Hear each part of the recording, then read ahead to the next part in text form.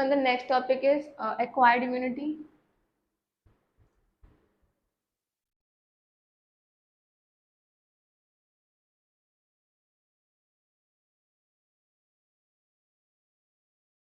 Acquired immunity is also called antibody mediated immunity, also short form में लिख दो इसको AMI. That is antibody mediated immunity. Acquired immunity is acquired in the lifetime of an individual. It is mediated with the help of antibodies, and it is antibodies or antigen specific. Acquired immunity, antigen specific.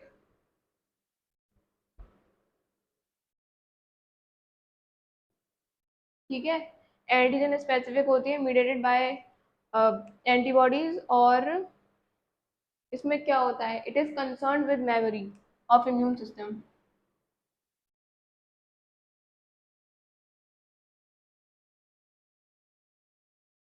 Memory of immune system.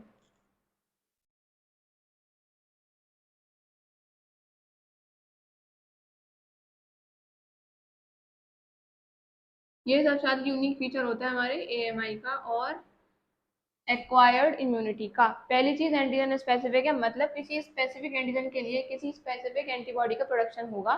सब तरीके की antibody हर antigen के लिए काम नहीं कर सकती, ठीक है ना. तो मेमोरी होता है, जैसे कि क्या होता है हमारी बॉडी के अंदर, मेमोरी से मतलब क्या, यहाँ पर दो टाइप के सेल्स होते हैं, T lymphocytes and B lymphocytes. अब इनमें क्या होता है, जब हमारी बॉडी किसी एंटीजन को फर्स्ट टाइम एनकाउंटर करती है, सबसे पहले व्हाट इज एंटीजन.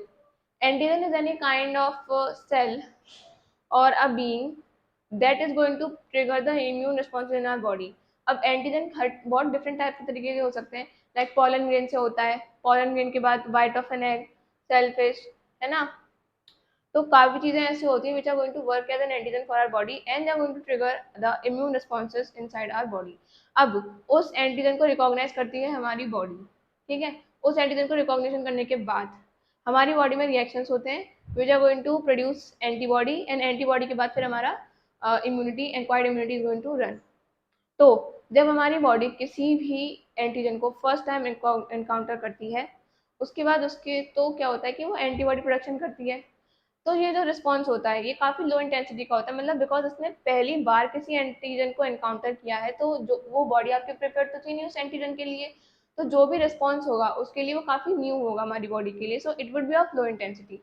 ठीक है. अब उस एंटीजन ने फिर से जब अटैक किया, तो हमारी बॉडी में एक मेमोरी स्टोर थी उसकी पहले से, कि इस एंटीजन ने पहले भी अटैक किया हुआ था और इसके रिकॉर्ड में हमारी बॉडी ने फिर किस टाइप की एंटीबॉडी प्रोड्यूस की थी.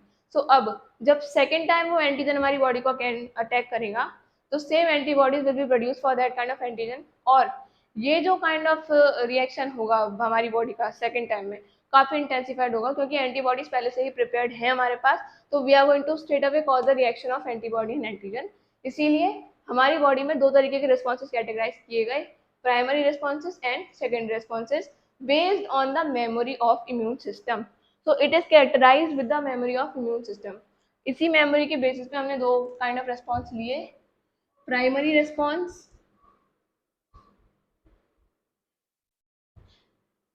And secondary response. ठीक है. Primary response of low intensity,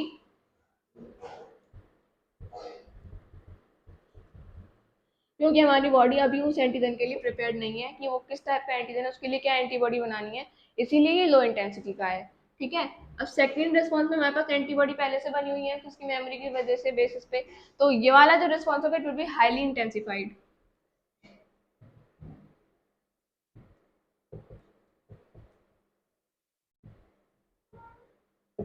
ठीक है.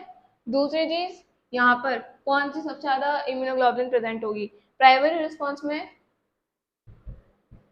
immunoglobulin M will be more in secretion rather than immunoglobulin G, and यहाँ पर immunoglobulin G will be more in secretion than immunoglobulin M. M stands for memory, ठीक है, और G stands for globular. तो ये globular वाला reaction के लिए रिस्पॉन्सिबल है, एलर्जिक रिस्पॉन्स रिएक्शंस के लिए और इम्यूनिटी के रिएक्शंस के लिए. तो प्राइमरी रिस्पॉन्स में हमको क्या करना है, हमको मेमोरी स्टोर करवानी है प्राइमरी रिस्पॉन्स में. तो अब जब एंटीजन ने अटैक किया, बॉडी ने उसको रिकॉग्नाइज किया, तो अब उसमें क्या हुआ, मेमोरी बढ़ती चली गई कि अच्छा ये एंटीजन आया था, इसके रिगार्डिंग मैंने ये वाली एंटीबॉडी प्रोड्यूस करी है. तो इसलिए प्राइमरी रिस्पॉन्स में एम वाली ज़्यादा होगी, इम्यूनोग्लोबुलिन मतलब antibody M will be more than antibody G, because M stand for memory. और सेकेंड रिस्पॉन्स में मेमोरी ऑलरेडी है, अब हमें एक्शन करने की जरूरत है, हमको तुरंत के तुरंत उस इन्फेक्शन को खत्म करना है। तो इसलिए अब ग्लोबुलिन वाले का सिक्रेशन ज्यादा होगा, क्योंकि हमें हाईली इंटेंसिफाइड रिएक्शन चाहिए, मेमोरी हमारे पास ऑलरेडी है। सो अब IG will be more secretion than IgM. ठीक है, बाकी प्राइमरी रिस्पॉन्स पहले होता है और second response second time infection के बाद होता है। ठीक है, अब ये प्राइमरी और सेकेंड रिस्पॉन्स करवा कौन रहा है? Primary and second response is initiated with two types of cells, B lymphocytes and T lymphocytes, which are present in the plasma of our blood. So primary and secondary response is carried out with B lymphocytes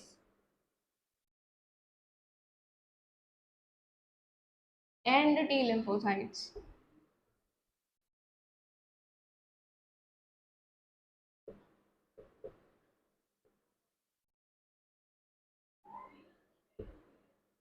Present in the blood plasma. ठीक है, इन the blood plasma. अब इसमें काम कैसे करते हैं दोनों sales? देखो, आपकी बॉडी में माइक्रोब की एंट्री हुई, मैं आपको फंक्शन बता देती हूँ कि इम्यून रिस्पॉन्स कैरी आउट कैसे होता है पूरा सिस्टम। माइक्रोब की एंट्री हुई इन the body, this will be recognized by T cells or T lymphocytes.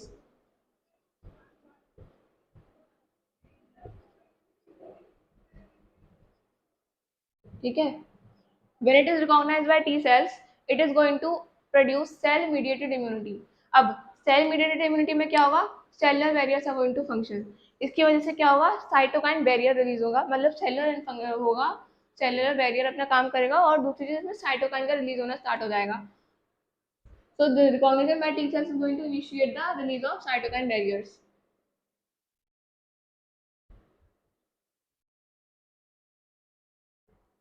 Cytokine barrier के रिलीज होते ही it will be received by the B cells. अब ये साइटोकाइन को किसने रिसीव किया? साइटोकाइन को रिसीव किया बी सेल्स ने या फिर बी लिम्फोसाइट्स ने। बी सेल्स को पता चल गया कि बॉडी में इन्फेक्शन आया है और किस टाइप का इन्फेक्शन आया है। अब ये क्या करेगा? It is going to trigger the release of that kind of particular antibody.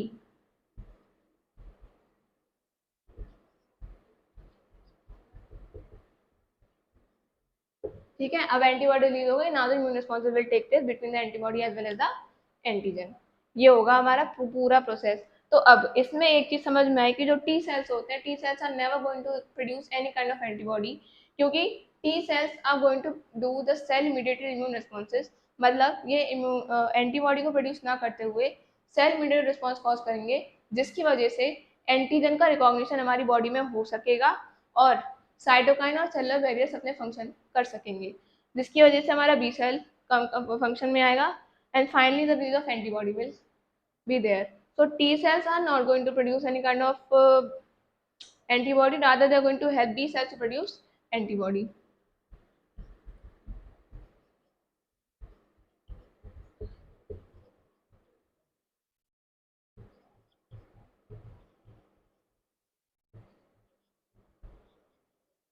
But they help B cells to produce antibody. ठीक है, ये होता है टी सेल्स का और बी सेल्स का फंक्शन, है ना। अब हमारे पास एंटीबॉडी क्या होता है? एंटीबॉडी इज प्रोटीन, प्रोटीन होते हैं फैगोसाइटिक, जो कि पर्टिकुलर एंटीजन को रिकॉग्नाइज करते हैं और उसी के अकॉर्डिंग फिर उसके वर्क उसको इम्यून रिस्पॉन्सेज कैरी आउट करते हैं। डायग्राम बना देते हैं आपको स्ट्रक्चर ऑफ एंटीबॉडी। हमारे एंटीबॉडी के स्ट्रक्चर में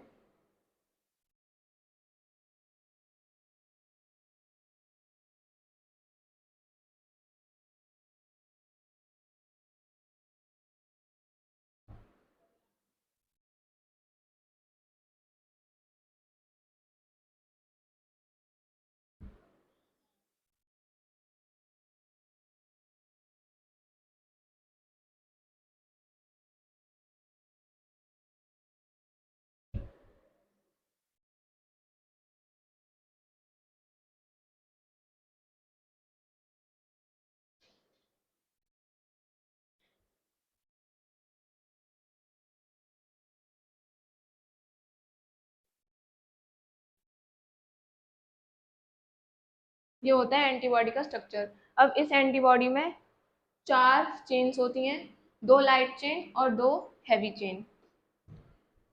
एंटीबॉडी के स्ट्रक्चर में 2 light chains and 2 heavy chains. इसलिए एंटीबॉडी को डिनोट करने का तरीका होता है H2L2।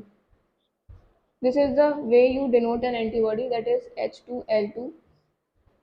2 heavy chains and 2 light chains। आपको देख के समझ आ रहा होगा, these will be the light chains and these will be the heavy chains। The longer ones will be heavy chains and the shorter one will be light chain। इनके बीच में होते हैं डाइसल्फाइड बॉन्ड, जिसके थ्रू ये दोनों joint होते हैं।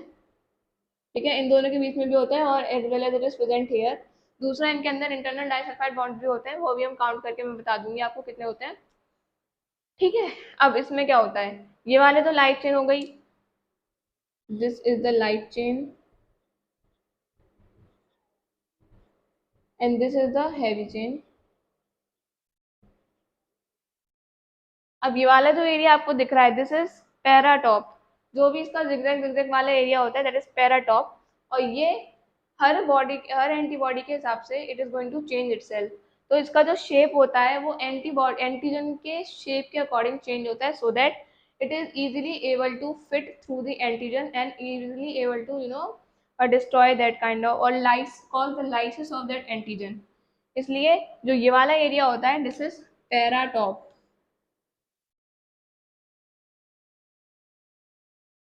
Paratope कहाँ पे प्रेजेंट है, लाइट चेन में प्रेजेंट है। और कौन से एरिया में प्रेजेंट है, लाइट चेन के वेरिएबल रीजन में प्रेजेंट है।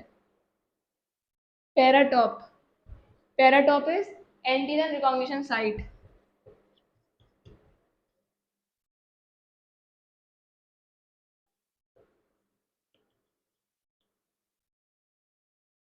It is the antigen recognition site of antibody. ठीक है, पैराटॉप प्रेजेंट कहाँ पर है, paratope is present in variable region of light chain. अभी बताऊंगी क्या होते हैं ये। Paratope is present in variable region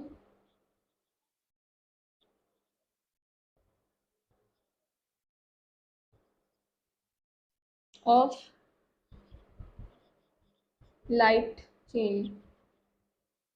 देखो, जितना भी एरिया पैराटॉप वाला है वो वेरिएबल है, क्योंकि वो एंटीजन के हिसाब से चेंज होता रहता है। उसके नीचे का जो मैंने शेडेड एरिया बताया है it is the constant region. Same हमारा लाइट हैवी चेन में भी जाएगा। ये वाला एरिया जितना भी है ये सारा वेरिएबल है, और जो भी शेडेड पोर्शन है इट इज फिक्स्ड रीजन और कांस्टेंट रीजन। ये आपके एनसीईआरटी में दिया नहीं, so don't have to bother. आप पैराटॉप याद कर लीजिए, this is antigen recognition site of antibody and it is going to be in the variable region of light chain because it is going to change its shape according to the type of antigen that is going to bind। Suppose करिए मेरा ये है paratope इस type का, है ना। तो अब मेरा एंटीजन किस शेप का होगा, antigen will be in shape such that it is going to fit inside this. So ये मेरा एंटीजन को इस शेप का होगा जो कि ये फिट कर जाए इसके अंदर, और ये एंटीबॉडी जो है वो फिर इसका लाइसिस कर सके। ठीक है, ये हो गया, है ना। तो ये हो गया एंटीबॉडी का स्ट्रक्चर। अभी इसमें डाइसल्फाइड बॉन्ड कितने होते हैं, I am going to count. Next, antibody में डाइसल्फाइड स्ट्रक्चर बताए थे। तो intrachain disulphide bond in each heavy chain is 4। Heavy chain ये वाली है, this is the heavy chain. इसमें इंट्रा चेन में कितने हैं, 4 हैं इन ईच चेन। अब चेक कर सकते हैं इंट्रा 1 2 3 4। ईच हैवी चेन में हमारे पास 4 डाइसल्फाइड बॉन्ड है इंट्रा चेन वाले। ठीक है, each light chain has 2 disulphide intra chain. Intra means अंदर, तो ईच लाइट चेन के अंदर हमारे पास 2 डाइसल्फाइड बॉन्ड्स हैं, 1 2। ठीक है, एंड इंटरचेन डाइसल्फाइड बॉन्ड्स हमारे 4 हैं, 2 चेनों के बीच में 1 2 3 एंड 4। ठीक है, ये डाइसल्फाइड बॉन्ड है हमारी एंटीजन के अंदर। तो ये भी पूछ लेते हैं बिकॉज क्योंकि आपके एनसीईआरटी में स्ट्रक्चर के फॉर्म में दिया हुआ है, लिख के नहीं दिया, तो ये आप देख लीजिएगा एक बार। ठीक है, दूसरी चीज, अब हमारी बॉडी में डिफरेंट डिफरेंट टाइप्स की एंटीबॉडीज प्रोड्यूस होती हैं, like your IgA, IgG, IgE, IgG और कौन सा बचा है, IgM, ठीक है। IgA तो हमें पता है, it is present in colostrum, the initial milk which is produced by the mother, ठीक है। IgG can cross placenta to confer immunity to the fetus. IgE is produced during allergic reactions.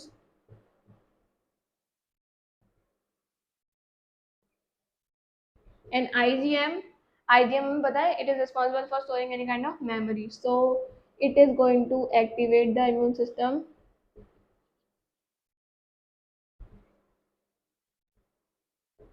and stores memory of antigen.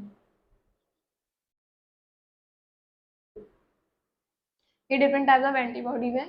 अब हमारा जो acquired immunity होती है, it is based on two types of responses. एक होता है humoral immunity response और दूसरा होता है सेल मीडिएटेड रिस्पॉन्स।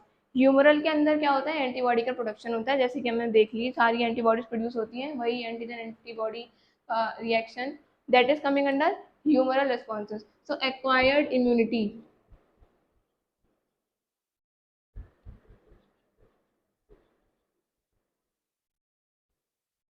इसमें सबसे पहले humoral response,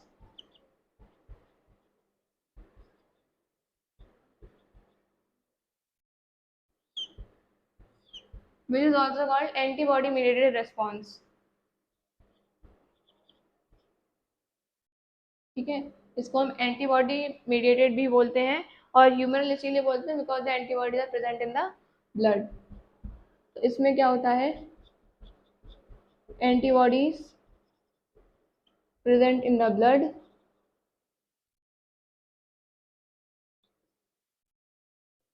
antibodies are present in the blood, बस यही बात है इसमें ह्यूमरल रिस्पॉन्स में, इसको antibodies are present in the blood and they are going to carry out the immunity reactions.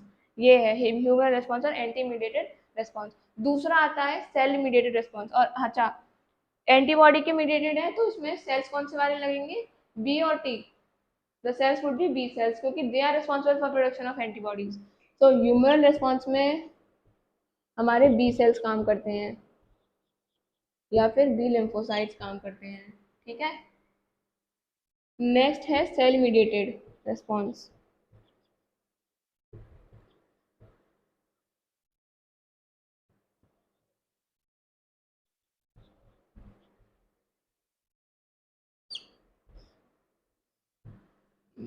और पता नहीं क्या हो जाता है, cell mediated response. Cell mediated response में क्या होता है, एंटीबॉडी का कोई प्रोडक्शन नहीं होता। सेल मीडिएटेड रिस्पॉन्स में क्या होता है, हमारी बॉडी के पास ये एबिलिटी होती है कि वो फॉरेन और सेल्फ एंटीजन को डिफरेंशिएट कर सके। फॉरेन एंटीजन मतलब जो कि आप बाहर से इंट्रोड्यूस कर रहे हैं inside the body. Self antigen which is present on the plasma membrane of our own body cells. Self antigen में एग्जांपल आरबीसी। आरबीसी पे आप ब्लड ग्रुप डिसाइड करते हो, A B C, sorry A B O, किस basis पे करते हो, on the basis of antigen which is present on the plasma membrane of RBC. Like A antigen is blood group A हो गया, तो उस हिसाब से सेल मीडिएटेड रिस्पॉन्स होता है। उसमें क्या होता है, आपकी बॉडी डिफरेंशिएट कर लेती है फॉरेन एंटीजन से और बाहर और अपने सेल्फ एंटीजन से। अब जब कोई ट्रांसप्लांटेशन का केस होता है, this is also called graft. Graft rejection का केस आता है सेल मीडिएटेड रिस्पॉन्स में। जब कोई ट्रांसप्लांटेशन का केस होता है लाइक आईज, लिवर, किडनी, है ना, तो उसमें जब आप बिना टिश्यू मैचिंग के या बिना ब्लड ग्रुप मैचिंग के आप ट्रांसप्लांट कर देते हो तो क्या होता है, ग्राफ्ट रिजेक्शन होता है। Means our body attacks those foreign antigens and you will not be able to transplant that organ from the foreign from some other person inside the body of patient। तो इसके लिए कौन responsible होता है, इसके लिए रिस्पॉन्सिबल होते हैं टी सेल्स। टी सेल्स को मैंने बताया था माइक्रोब के एंट्री को रिकॉग्नाइज कर लेते हैं। माइक्रोब हो चाहे कोई भी फॉरेन एंटीजन हो, it will be received bye T cells. अब जब टी सेल्स ने उसको रिकॉग्नाइज कर लिया है तो वो इम्यून रिस्पॉन्सेज को ट्रिगर करवा देगा बी सेल्स के थ्रू, और एंटीजन एंटीबॉडी रिस्पॉन्सेज की वजह से graft rejection will be there. Immune responses carry out होंगे in the body of patient which is also fatal, और वो ऑर्गन हमारी बॉडी में ट्रांसप्लांट नहीं हो पाएगा। तो सेल मीडिएटेड रिस्पॉन्स में it is carried out by T cells that recognize or differentiate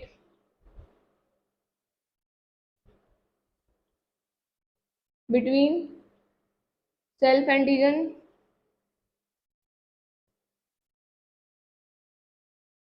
and foreign antigen.